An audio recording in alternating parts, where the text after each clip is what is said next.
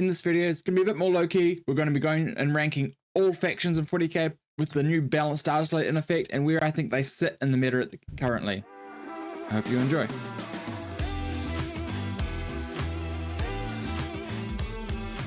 So as I said, this is going to be a bit more of a chill video. We're just going to be kind of going through all the factions. I don't have these in any order. I'm going to pick them out as I so please, and we're just going to kind of go through, have a chat about each one. So grab a coffee, grab some painting to do, and let's sit down and let's just sort this out and figure out where everything goes. So firstly, we'll start in order. I might not stay in order the entire way. I might get a bit crazy, but we'll start with Emperor's Children since they're the first one up here. These are in no particular order down here. They're literally just like as they came, as they got loaded into this, is how they sat. So nothing crazy there.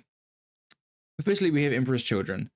So where do I think Emperor's Children sit? They got some hefty points increases. I think the Coteries just went up 100 points, which is definitely significant. Like, I'm not going to say that it isn't, but at the same time, I think the list still functions pretty well. I think the biggest issue that Coteries has is that Renegade Raiders with Noise Marines is probably better.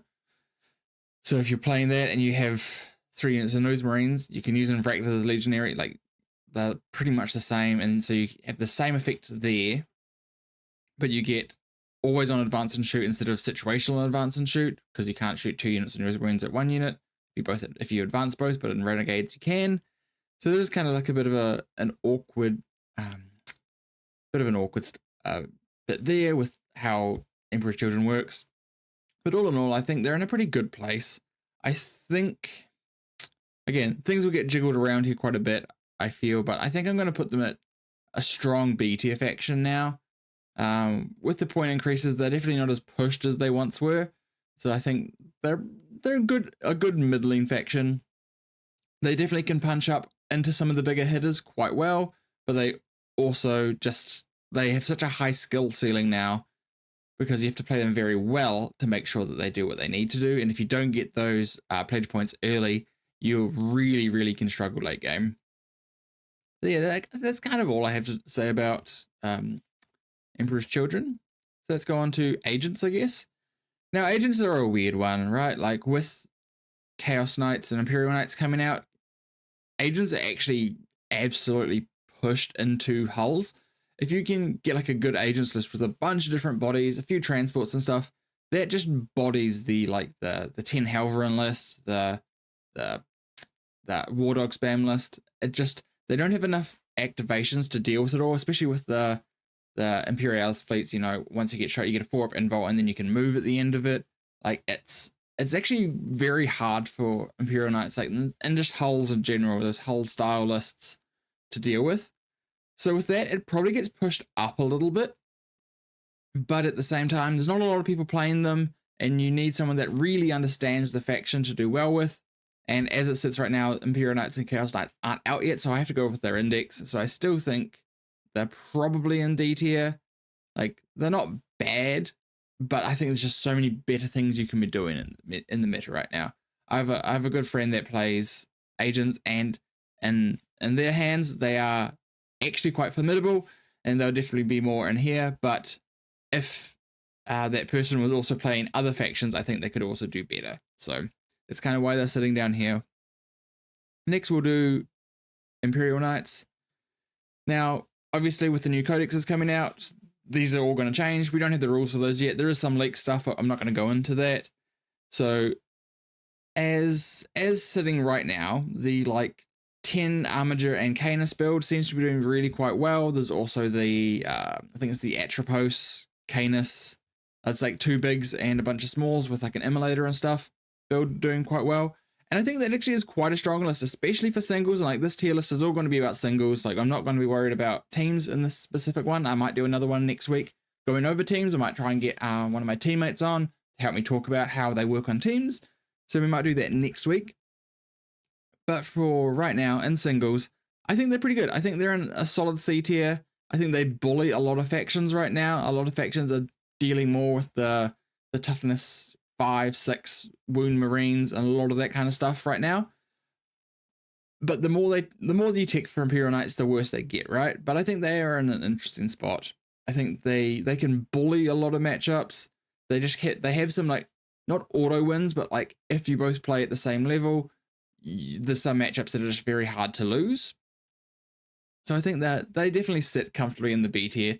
They're not the best thing in the world, but they also play very well.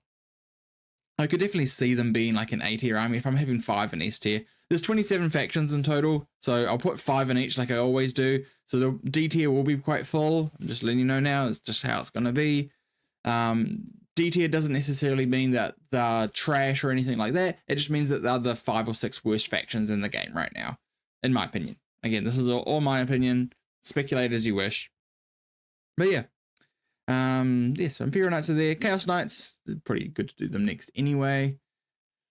I think they're very similar. I actually think they're kind of slightly worse than Imperial Knights right now. Like the War Dog spam is really the only way to play them, and I feel like it's very solved. People know how to play against it. Some let's just don't deal with it, but so much stuff can deal with it now. The Feel No Pain and the one big, a good big knight that you can get with these guys, and also being able to play the multiple big knights, the multiple Custodes chassis, really gives this a bit more dynamicacy than this, which is, its whole thing is like, I can flip primary because I can go through walls with my small dogs and just keep doing that throughout the game. But if your opponent can play around that, or if they have any amount of anti-tank that can deal with multiple dogs in a turn, it kind of can fall apart. So I think for that, I'm gonna, and this is all just vibes, really. There's no stats. I'm not going off any stats. This is just my vibes for this. And yeah, I'm going to put them in C tier for now. And we'll see. All these things will get rejigged eventually, but I think C tier, like, they're just a bit too solved. I think Imperial Knights are stronger. So that's kind of where I'm at right now. Next, we have World Eaters. World Eaters have some pretty interesting detachments to be fair. Like, I think Demonkin, Berserker Warband. Berserker Warband is definitely, I think, the best.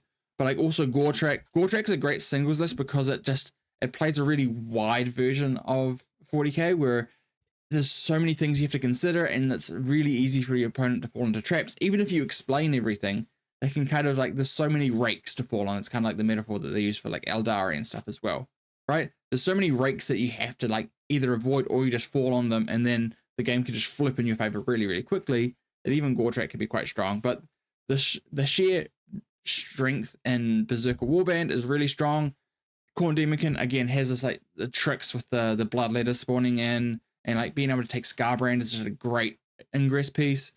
Really, really interesting stuff. And I think they are quite strong. How strong do I think they are though? Oh, let's see. I think I'll put them in A tier for now, but I think potentially they might get pushed down to B depending on how many things I have up here. But because there's 10 things here, they're probably in this kind of tier. They have some very strong matchups. Berserker Warband can just really push matchups really hard. And just the speed that they have with the Chaos Spawn and the 8-bound can be really strong. So I think, yeah, we'll put them there for now. Next we have Custodes. And like Custodes, just, they've fallen out a little bit, right? Like, there's so much damage through volume and shooting and melee, and that's kind of where they fall apart, is if you have good damage through shooting that they have to pop the Feel No Pains of the Wardens, and then they can also charge you, or even if it's a later turn and then they charge you, it's just game over, right? So it makes lines a bit more interesting because you have to fight on death, but that's not something you really want to have to guarantee on. So Talons is probably the best way to play now, and it's definitely, you're playing for those close games. You're playing for like a winning draw, you know, like you're at that, you know, 85 to 87 range. Like you're trying to get really close to your opponent and hopefully edge them out, not try and bully them too hard. But for me, I think they're probably in the C tier ranking for me. Like this is like just slightly below average. They have some really good builds, and some of the builds are great stat checks, right? Like, well, all the builds are great stat checks because every build starts with 3 units of Wardens, which is just the way they play. Like I play Custodes. They're fun to play, but they are very, very repetitive at this point. You're either playing Talons for the reactive move, which is a great stratagem, or you're playing Lions for the extra damage. Shield Host also has its place for the kind of raw out the gate damage that it can have, whereas Lions kind of has damage throughout the game because you don't want to send everything all at once, because then you're not actually getting your damage buff unless you play very, very particularly, whereas Shield Host at least always gets that damage. So there's 3 different kind of ways to play Two of them are more damage checky. One of them's more safety, which is the Talons. But at the same time, it's kind of like Chaos Knight. So they're just kind of solved. Everyone knows how to play against Custodes at this point, and it's very difficult to win games. I feel like you're never losing games by a lot, but I feel like in a singles environment, there's too many lists that are kind of bad into you. Like World Eaters, like you have Forge Fiends, which you have to put the Feel No Pains for, but then you also have like Khan and all the 8-bound and stuff that can just rinse your guys in melee as well. So having to deal with both of those can be really, really difficult for a Custodes player. So yeah, in CT they go. Next we have Admech. Admech got a couple of little buffs in the data slate. I do have the data slate up in another tab, so we can always pull over that if I need to refresh my memory on something. But they got like a little upgrade to Halo Screed, and I think one of the other detachments got a little tweak as well, but I don't think they really got much at all. Nothing super exciting for them. They are a great blunter, but I do think that they probably sit in the C tier as well. I think I probably like them more than Custodes though, so we'll put them there. You can go in front. I think that's kind of how I'm feeling for them right now. They're great at blunting, but again, they're just not good at winning games. They're good at keeping games close, which is a team's thing. But if we're talking singles, they're just not there in the winning part. Halo's Greed has some great tricks it can do. Skitarii Hunter Cohort has a great keeping games close, winning by a couple of points potentially, but like I think they're more likely to lose by a couple of points than they are to win by a couple of points. Especially with all the melee pressure lists, I feel like they can just fall apart really quickly. So I think they're not bad, but they're not good either. So they're definitely in this kind of area. Next, we have a bit of a spicier one, which is Aeldari. Now, Aeldari got hit very hard with Lethal Intent. The Inari detachment, the Devoted of Ennead, got hit pretty hard. It's basically the detachment rule got nuked into orbit, kind of, really. Like, now you have to, it's only infantry mounted that can do Lethal Intent moves. Has to be within 6 inches of the unit that died. And yeah, so it's only a d6 plus 1 inch move. So major nerfs there. So it kind of stripped a lot of the guts out of that detachment. I haven't played against it since the changes. So I do want to see what it's like now, but I think they still have some really great play in the Seer Council builds. I think can be really strong.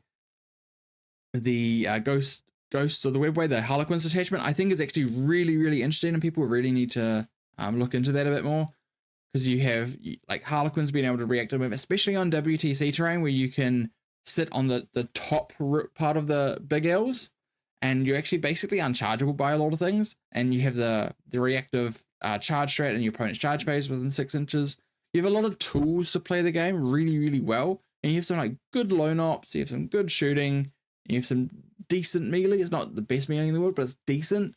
So I think they're still quite interesting, and I still think you'll see them do well at tournaments because they have such a diverse range of good units still. Even the Fire Dragons and Howling Banshees went up a little bit, I still think they're still good for their cost. They're expensive now, don't get me wrong, they are really expensive now, but they are still very good. So I'm going to put them in A tier for now.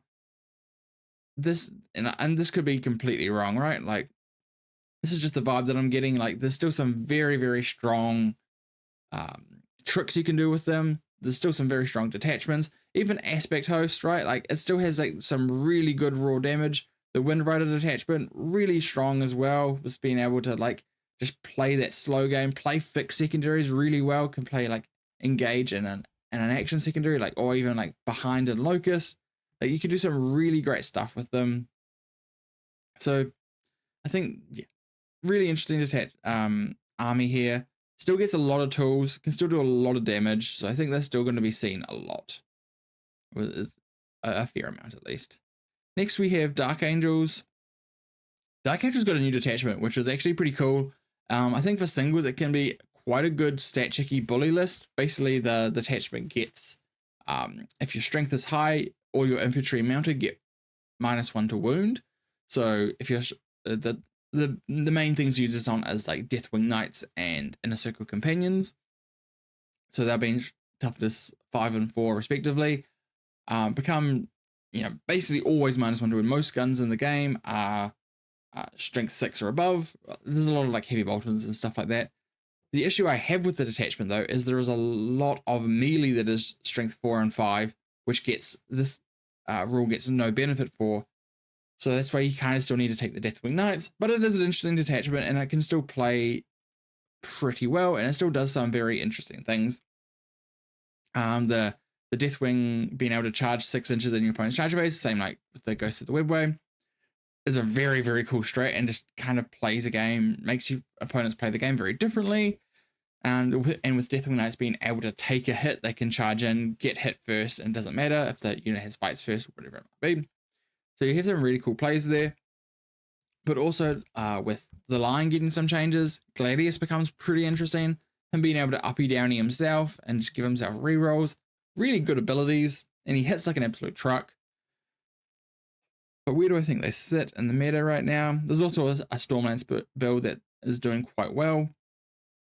Just to give everything advance and charge is just strong, and the flat 6 reactor move, really, really strong.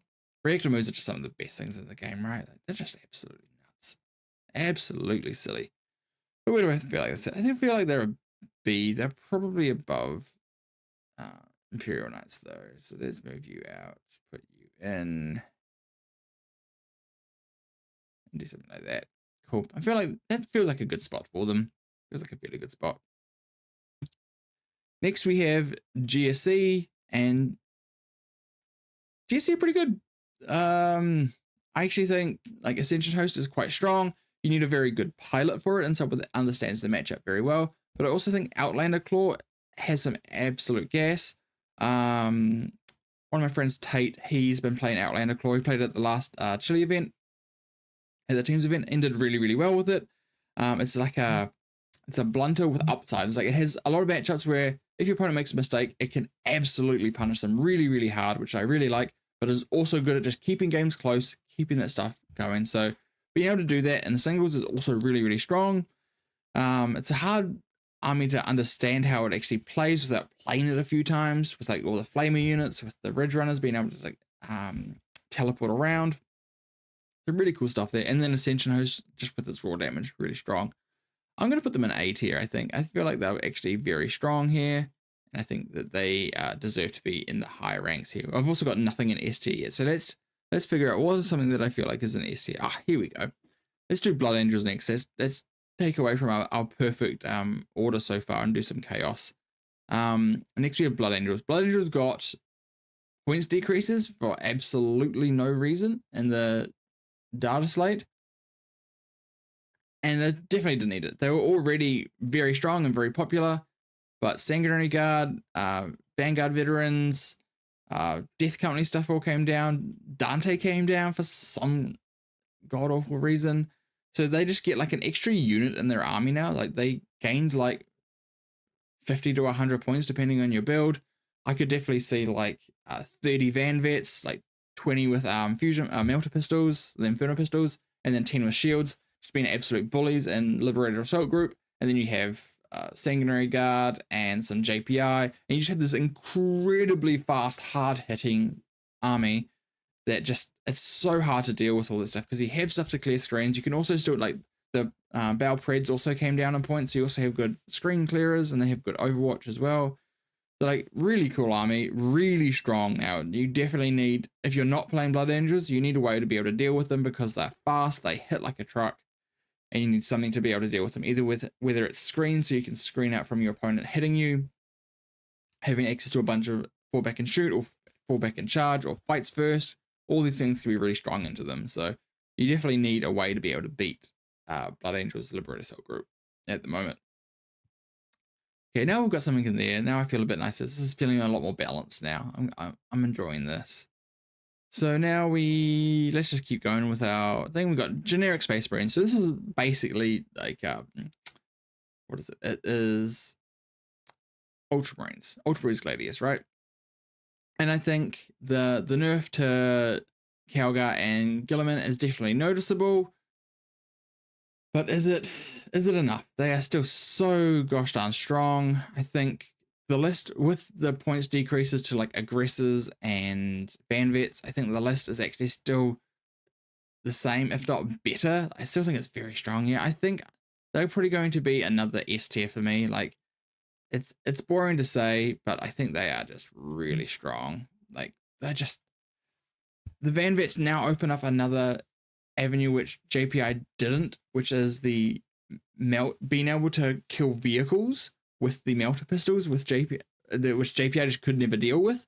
Like they could tag them and like do some mortals and chip them down, whereas the Vanguard veterans with 5 melter pistols, they can like do like a good amount of damage in shooting and then charge, and then they get lethal hits when they charge, so they just do an insane amount of damage. It is actually crazy how much damage they can do to anything, really. It's actually crazy. I think 5 points more now than JPI. You lose the mortals, which is definitely a bummer, but you get lethal hits on the charge and an additional pip of strength. So if you're charging vehicles that are not toughness 10, you're strength 5, so you can win them in 5s, where JPI kind of struggle with that. You do lose the power fist in the unit, which is a bit iffy, but still really, really strong. And then Gilliman's still a great piece. Calgar, yes, you don't get the CP from unless he's your warlord, but he's still just an absolutely great beater in the meta right now. I think they definitely sit. These are the two good Marines that I think are definitely an S tier. Very, very strong, both of them. And funnily enough, like there's some overlap, but there's also a lot of not overlap. Normal Space Marines also still getting the +1 to wound from Oath is just gas. So it means like,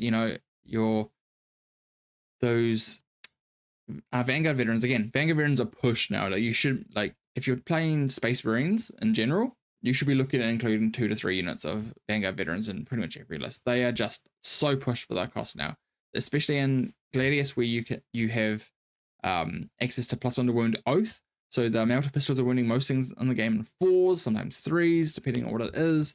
And then they can charge in, get lethal hits, and then again, you're wounding on worst case 5s, sometimes 4s, depending if it's like a transport. You can really do some serious damage with them. And I think that's actually pushed them to stay there. They probably, with all the other changes, they probably went down to A tier, but with the points decreases, I think Calgar should probably go with aggressors now. I think that's just the best case for him. Getting the additional pip of AP on his guns can be really nice. Toughness 6 can be a nice breakpoint at some points. There's a lot of melee, which is a lot of ways of digging them out is through melee. And then getting the extra pip of toughness is good there. And then the Overwatch can be quite nice. The 3 Twin Link Flamers can be pretty scary. So I think in general that's probably where I'd sit them. Next we do my first love, Tau Empire. This is my favorite faction by a long shot. Every time that they get a tweak or a change at all, I dive straight back into them and try and see where I could break them and where they're good. Now, what changed with Tau? The first thing that changed was for the greater good ability got completely reworked. Not completely reworked, tweaked substantially. Whereas now you just spot at the start of your shooting phase with everything that you want to. There's a lot of like gray area here, and like things are going to get FAQ'd. So I'll just kind of go over the generics here. At the start of your shooting phase, you pick units to guide. They guide stuff. Everything that shoots something that is guided gets +1 AP. +1 ballistic skill, and most likely ignores cover if they had a marker light. So like pretty good. And then if you have like a buff like stealth suits where they give +1 to reroll 1s to hit and reroll 1s to wound against their guided target, everything that now shoots that unit gets reroll 1s to hit and wound. Very, very strong. Stealth seems to go up in points by 20 points per unit to accommodate that change, which is rough. Like list building with 3 units of stealth suits, because you windmill slam 3 units down. I think they're still just like the best guided unit in the game, and the buff that they give is just absolutely cracked. So you still need 3 of them, but like going up 60 points where nothing in the list nothing in the arsenal came down at all does hurt.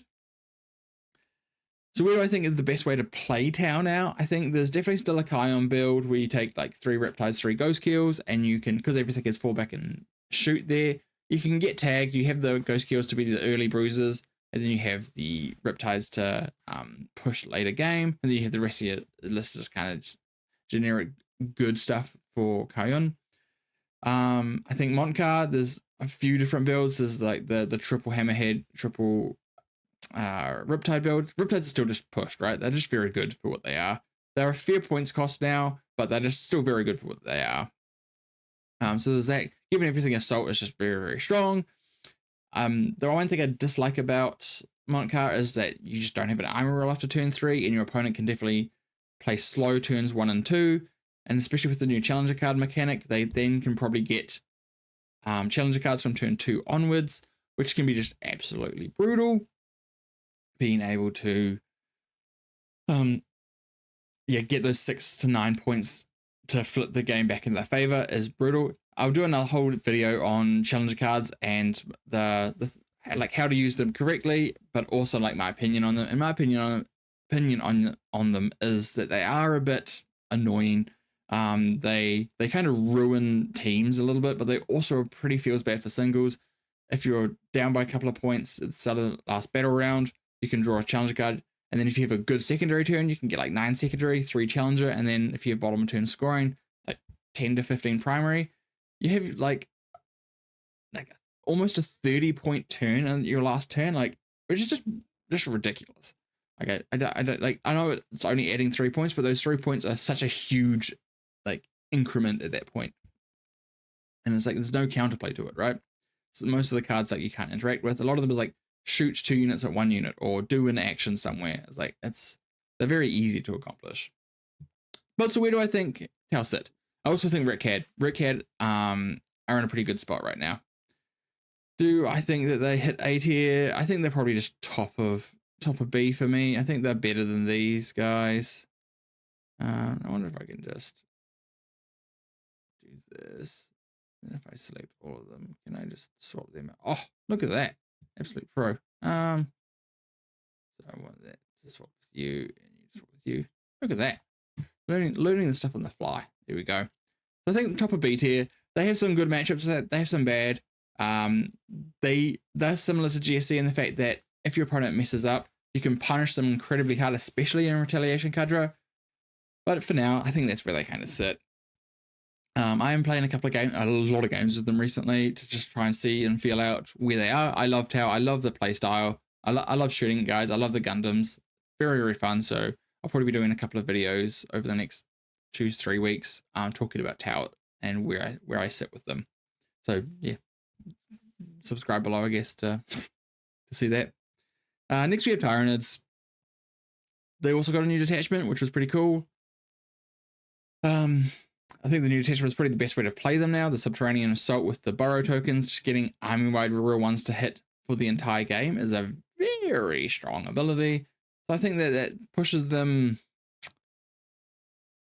Does it push them into a B tier? I think it does. I think they probably sit somewhere in here. Where do I think that they sit? They probably, I think that, they're somewhere around there. We'll put them there for now. I think they're quite strong. Just running the standard like kind of gunline style list, but being able to teleport things around with a Trigon Prime and a couple of units Ravitors, but then you take 2 Maliceptors, 2 Excrenes, and a Rupture Fix as your backbone. You have a huge, like an incredibly strong shooting platform that all rerolls ones to hit now, and then you can teleport the odd ones around. You can do some great stuff with them. So I think it's really, really interesting what you can do with the with Tyranids now. And I think they'll be very fun. And if you're playing singles, you should probably get a rep into the new Subterranean Assault detachment, just so you can kind of have a mental idea of where they're at. Just so if you do play them at a tournament, you have that kind of a bit of practice with how the army can play. Cool. What are we doing next? Let's do Sisters next. Let's keep on with the order. Sisters got a couple of cute little buffs here. They the Champions of Faith detachment. You don't need to use Miracle Dice to power up the units, which is a huge buff. Means you actually have access to quite a few Miracle Dice. And the buffs are quite good. You don't additional OC and movement, very, very strong stuff to give out. And I think Zephyrim got a buff as well. Whereas I think the attached units now give they get the Zephyrim buff affects the attached characters as well. This is kind of nice. Where do I think they sit? I think they're better than Chaos Knights, so I think that they sit at the top of C tier here. Let's do something like that. I think that feels pretty good to me. I don't know if they're better than Imperial Knights, but they're definitely better than Chaos Knights. I think they kind of sit there. Great blunter army and teams, but for singles, they still struggle a little bit, but they can definitely keep games very close, which means if you can keep games close and you can get really good with your army and your army list, then you have the upside of just being able to outplay your opponent because you know your army so much better than they do. So I think theirs feels good for me. Next we have Astra Militarum. No real changes here. A couple of points hikes on a couple of things, a couple of points drops. But for the most part, stay the same. Leontis can now order Titanic things, which I guess is something, which is kind of neat, kind of nice. So where do I think they sit? I think the Hammer list, there's a good Mechanized Assault list. I think there's a good Recon detachment list. My friend Dylan's been playing Recon and absolutely abusing people with it, which is quite fun. I think they're A tier. I think they're the top. I think they're actually the top of A tier. So we'll just wiggle them all the way to there. Very nice. Yeah, I think that feels pretty good for me.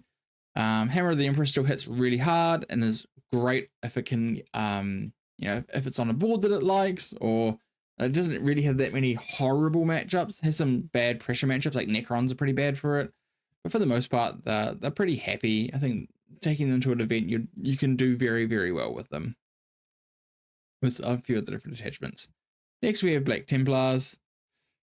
They did get a couple of points decreases. The Primaris Crusaders went down like 10 points for the 20 strong.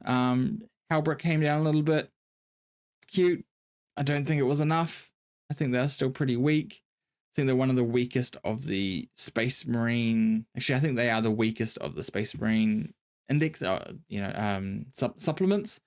So I think with that in mind, I think they're probably going to be another D tier army. I think they are probably above agents just because they're more popular. I think these guys do get swapped, but I do think that they are struggling a little bit. There is definitely a build where Black Templars are very, very strong. I think the 80 Crusaders and then like Helbrick and Trash, and like Helbrick, Grimaldus and Trash can actually be still a very strong list, and it just takes people off guard. But with the Forged Fiends being popular, Forged Fiends and World Eaters and 1,000 Suns and others, I just don't think that there's a real place for the 20 mans, because like getting that amount of blasts is just brutal, and it's basically game loss at that point. But I still think there is, like, if they can dodge those kind of matchups, you can really go far with a list like that, but you need to be able to play 100 plus models fast, which is a very difficult thing to do and is a talent and on itself. But it's a skew build. It's a really niche build. Not a lot of people are playing it right now, so I don't think it's something that you really need to be worried about. Next, we have Chaos Demons. Now, I think Chaos Demons are actually gas at the moment. I think there are so many different ways you can play them that is good.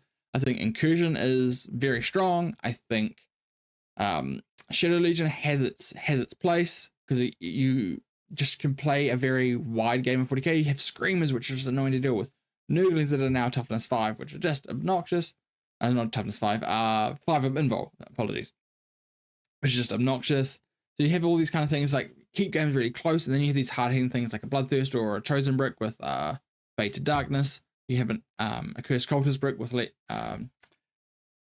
leaping something, the 9-inch Scout enhancement to really push the game in your favor. It really helps in the shooting matchups with like the ACDC brick, and you can keep these games really close. They do kind of fall a little bit to like straight melee pressure, which is definitely popular at the moment, and like Blood Angels is a weak matchup for a lot of the Chaos Demon stuff. But I think Scintillating Legion also has a really interesting place with like the access to the Pyrogenesis strat coming down a CP, so it makes your CP economy so much better. Hits quite hard, can play like that slow game. Pink Horrors are still a menace to deal with for a lot of actions. there's a lot of like small activations at the moment, like, you know, less than 20 wounds will get hit on you. So pink horrors in general stay alive then, so it just makes the game a lot more inconvenient to deal with them. So I think they're pretty interesting. So I think they are definitely an A tier army. Whereabouts in A tier do I think they sit? And I think better than them. This is for singles. Are they better than Aeldari? No, but I think Aeldari are better than theirs. I think that's actually where I'm sitting it right now. I think they're strong. I think there's some good matchups. The issue is that they kind of falter to like Blood Angels significantly. A lot of the detachments do, just because they can't deal with too much pressure all at once. And that's definitely what Blood Angels can do to you. So with that, it's kind of just, yeah. But I think they're strong. I think there's some really good play, and I think a few of the different attachments are pretty gas. Like, I think Plague Legion also can be quite strong. Now we have Chaos Space Marines. Now, Chaos Space Marines, I'm just going to go wee and put them into S tier, and this is solely for Renegade Raiders with Noise Marines. I think this list is just bonkers. I think the list is so strong. It has so much play into so many things. It can keep pretty much any game close because you have good shooting, you have good respectable shooting, you have good respectable melee, you have reach with your melee, and you're forcing your opponent to not want to play like a normal game of 40k, because if your opponent's on an objective and you're playing Renegades, you just get buffs, right? You just straight up wimble slamming buffs down. You get advance in charge, you get plus AP, you get advance and shoot natively. Like, that is very strong, so adaptable, and just in such a good way, like, and very fun army to play. Like, Rhinos are also just very good at the moment. Opening Rhinos is difficult for a lot of armies, so playing multiple transports in general is very strong. So with that, I think they're S tier. I don't know if they're better than these two. I don't think they are. They're probably going to be the bottom of S tier in the end, but I think that they are very strong. Next we'll do Death Guard, which is going to be another S tier army. I think without getting any changes in the data slate, they are just very, very strong, and I think that they are probably somewhere in this region, but we just need to move this here. I think I'll put them at the top. I think they are very strong. Actually, no, Blood Angels. I said that in my soul of soul, in my heart of hearts, Blood Angels was stronger there. So I think that's where I'm sitting with them. Death Guard, they hit very hard. They are very durable. They play a great game of 40k. The Chaos Spawn are very funny with the bleed models that they can do. The Champions attachment, really great, just all comers list with taking like 1 unit of Plague Bearers, Plague Marines with the 2 characters, so you can give them fights first, but they have lethal and sustained 5s, is just really, really strong. And yeah, I think they're just brutal. Like the Demon Princes are good. Death Shroud are just obnoxious. At least they can't rapid ingress 6 inches now, but deep striking 6 inches and hitting 6 inch charges with Death Shroud with Lord of Contagions is still brutal. They can still rapid ingress down away and then just move 5 inches and then have a 4 inch charge. It's just some really strong stuff you can do with them. Next we have Drukhari. They didn't get a huge change. I think it's just Reaper's Wager got the real ones always now, which definitely is a buff. Just always having real ones is apparently something that GW just likes now. So I think they're gonna sit. I think they actually sit in B tier. They probably sit in C tier. But they are towards the front end of C tier, I think. So I think they're better than there. They're better than there. I think they're better than there. I think they're better than Sisters as well. I think they're top of C tier. If you watch some of the Scary videos, I love Scardcast. Great YouTube channel, does great battle reports, great breakdowns of stuff. Go watch his stuff. He's awesome. He's been playing Reaper's Wager recently, even before the buffs, and been doing very well with them. Obviously, he's kind of an anomaly. He does better with Drukhari than anyone else in the world can. But saying that, with the buffs, I think that they just had this really nice go wide plan. They are weak to a lot of the bullies, which is probably why they sit in C tier. And I was sitting there and then I was looking at a bunch of this and think, yeah, okay, they actually do drop down a bit. But I think they have some really good units. Being able to take a unit of Harlequins can be pretty nice. Don't necessarily think you even need to with the Reaper's Wager list. But Sky Splitter also decent, plays very well.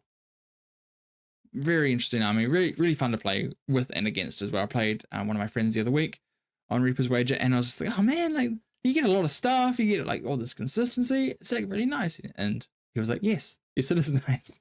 But it's fun to play against, so it's a cool army. Next we have Grey Knights. They didn't really have much of a change at all. So where do I think that they sit? They are decent in index.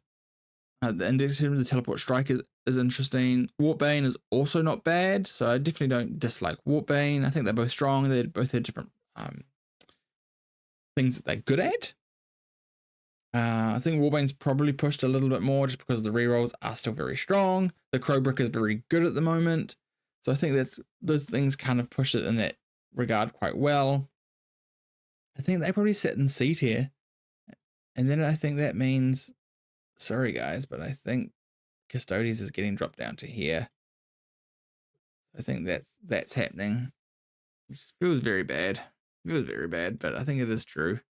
I actually don't even know if these guys are here. I think these guys might be. No, I think Admech also might have to get pushed down to here as well.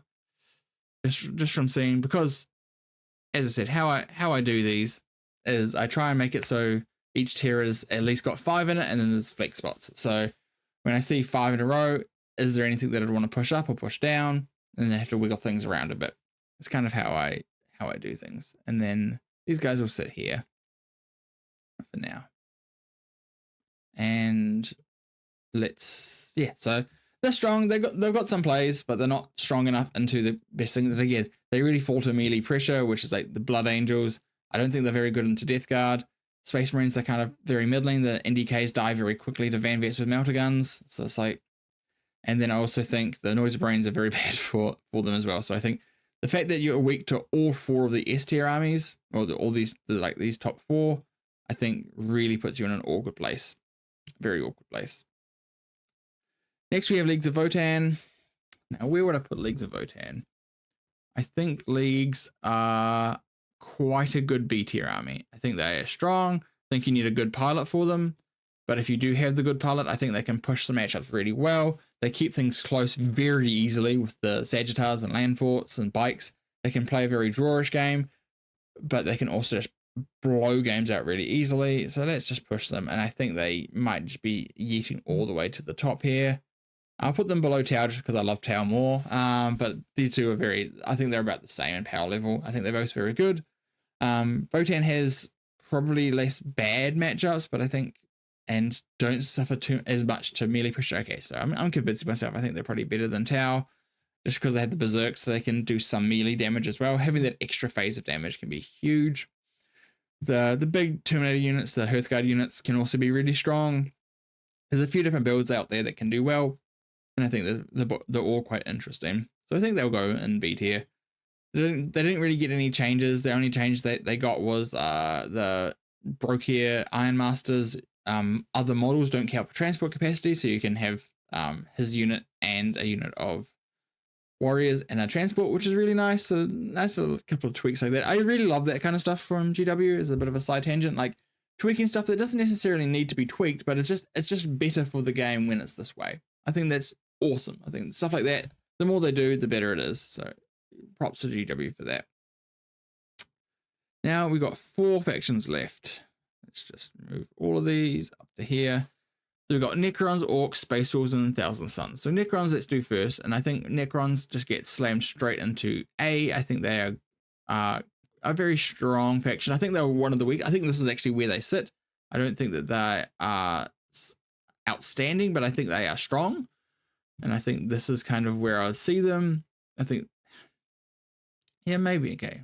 Now that I say that, I think they probably sit like there. Actually, I think I like that order a bit better. They have, I think Starshed is very good. I think Awakened Dynasty has some play, even though it took some points nerfs. And then I think Canopticort is also very pushed with the rates and everything going down. I think all 3 of those detachments can play really, really strong 40k, and I think you should be looking at those detachments before anything else, which is the kind of the 3 main detachments anyway. Starshed, I think, is my top pick because it probably has the best matchup into Death Guard, because you run the Silent King in that detachment, and Silent King's ignores all of the Death Guard contagions, which is very funny. The stuff like that can be very, very strong.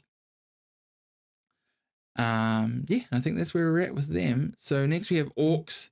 Orks got some nerfs and points, just slights, and then some buffs to all the Speed Freaks data sheets, which is very, very bizarre to me.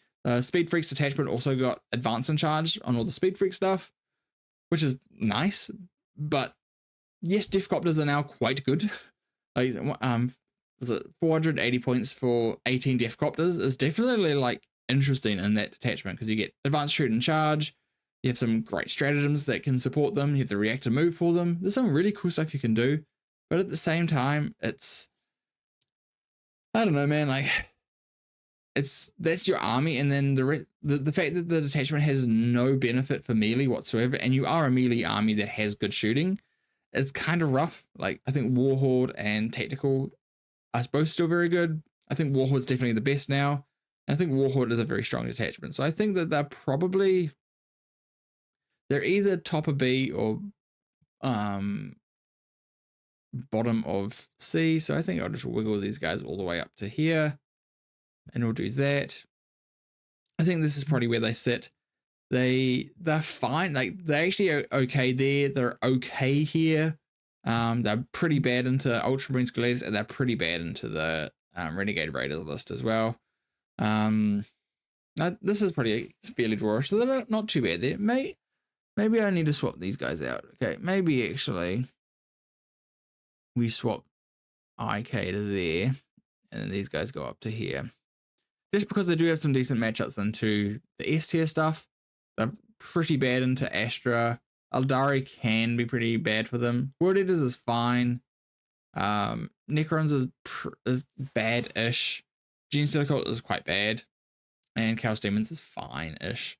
So yeah, I think they're actually probably in the B-ish. Like, they're okay. I'm not saying they have great matchups, but they're okay into a lot of this stuff. So that's kind of like the main thing you need to worry about.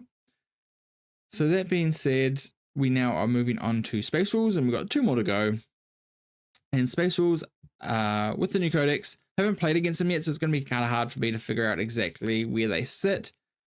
But we already have our 2 6s here, and I think, so that means I think they sit in C tier. I think they're probably top of C. So what I'm going to do here is I'm just going to move these guys down a bit. This is going to go to here. I'm going to move these guys down a bit. This is going to go here. Just because I don't know, they're too much of an unknown for me at the moment. There's the Iron Priest Iron Storm list with the Rapid Fire Predator Annihilators is definitely juicy. And I'm not going to say that's not something that I want to put on the table myself and just have a go with and see what it's like, because I think that's pretty interesting. Besides that, though, I think the new detachments are a bit of a miss, just because to get the boasts or whatever they are off can sometimes be a bit dependent on your opponent. So it can be kind of tricky to get them off. So I think they're probably playing a Gladius or Ironstorm. Both of those I think are still quite strong, but I think, yeah, you're kind of playing a more generic kind of Marines list, and I think Space Marines probably still do that better, like Ultramarines probably still do that better. And then last we have Thousand Suns. I think Thousand Suns are very strong, and I think I'm going to put them as my last S tier here. I don't know if they're here or here, but I don't also think any of these deserve to be an S tier. So I'm going to put them here because I think these guys would be the top of A. And if you're at the top of A and there's only 4 in S tier, in my opinion, you just get pumped up.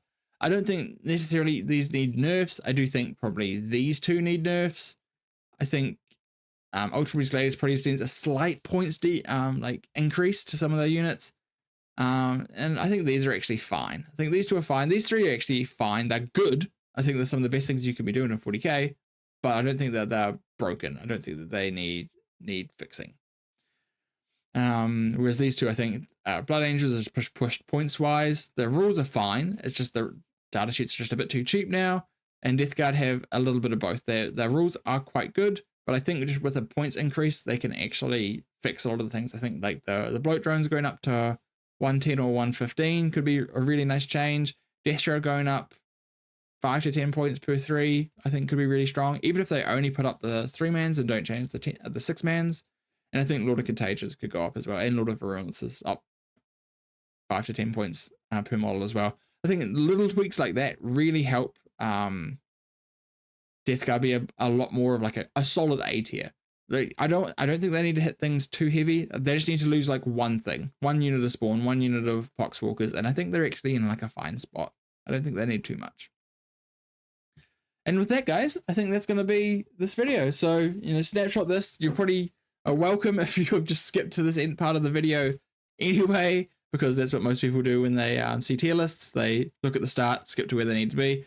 I am going to try and put the timestamps for all the different factions so you could go through them, but it might not happen straight away when the video is uploaded. We will see. But apart from that, this is kind of where I'm at in the where I'm seeing things. Love to know your opinions in the comments below. So comment with everything that I got wrong. I love being wrong on stuff like this. So let me know exactly your thoughts. Like the video if you liked it. Subscribe if you haven't already. Otherwise, there will be a video this side over here somewhere to watch next.